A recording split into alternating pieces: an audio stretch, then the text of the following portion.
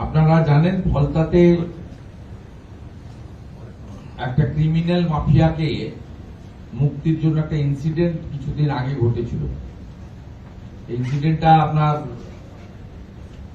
বেশ 2-3 দিন আগে ঘটেছিল, আপনারা জানেন। সম্ভবত 16 তারিখে ঘটেছিল। তার পরিপ্রেক্ষিতে 3টি মামলা ফলতাতে মোট হয়েছে এবং এই মামলাগুলিতে সমস্ত আমাদের যে বিএনএস এর যে সমস্ত ধারা রয়েছে এবং অ্যান্টি ন্যাশনাল অ্যাক্টিভিটি, যেহেতু পুলিশ এবং সিএপিএফ এর উপর হামলা করতে এসেছিল, যদিও সফল হয়নি, খুব শক্ত হাতে মোকাবিলা করেছে ওখানে পুলিশ এবং আধা সেনা।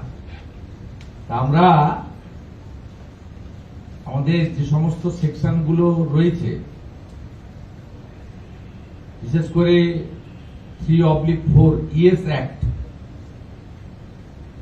এই অ্যাক্ট আমরা লাগিয়েছি 3টেতে এবং এদেরকে দৃষ্টান্তমূলক শাস্তি শুধু নয়, এদের প্রপার্টি অ্যাটাচমেন্ট করে সরকার ক্ষতিপূরণও আদায় করবে।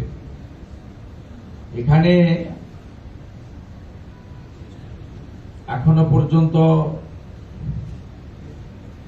আপনার ওখানে গ্রেপ্তার হয়েছে মোট 13 জন।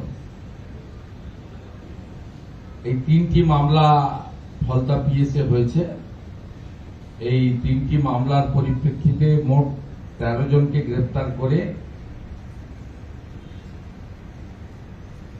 টোটাল 25 জন গ্রেপ্তার হয়েছে।